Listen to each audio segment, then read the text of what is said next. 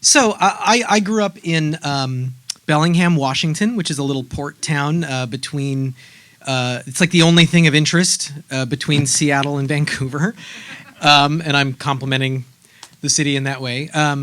There's no industry there. There's no real creative art scene there. There's a university there, but there's also a harbor there. And when I was in high school, I was a junior.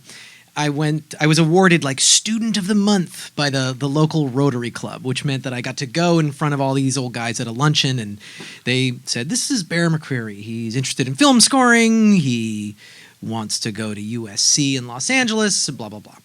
And it's just a thing to like add to your resume since you're about to start applying to colleges. And it was just because I had a good GPA.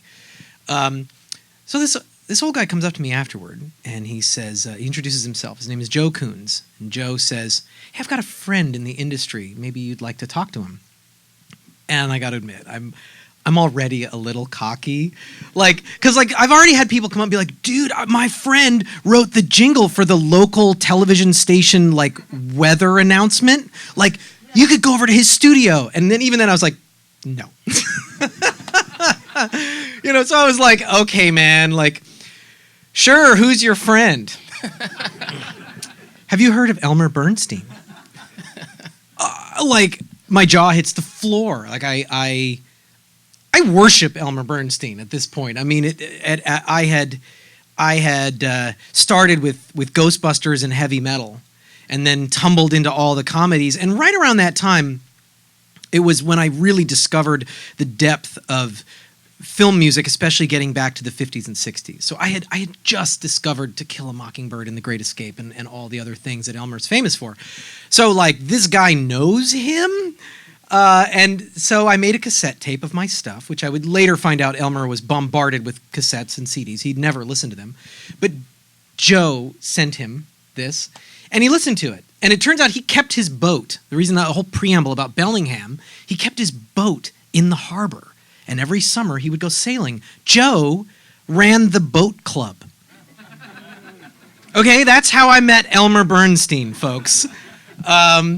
So yeah, the next time Elmer came up to go on his boat, I met him, and my mom got me this new suit that didn't fit. And Elmer, if any of you knew him, it was like a sweater with a pig on it, moccasins with a pigs on them, and he just always was just comfortable, And I remember when he met me on the boat, he kind of laughed, and he made some comment about once you get to LA, you don't have to overdress so much, it was like the first thing he said.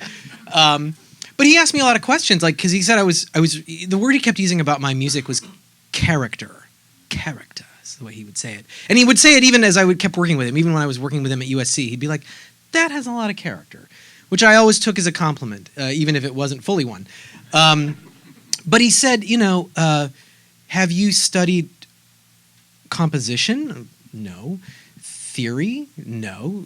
Orchestration? Counterpoint? History? Anything? And I'm like, I'm in jazz band and I take piano lessons and I write music in the style of film music all the time. That's what I do in the morning and at night.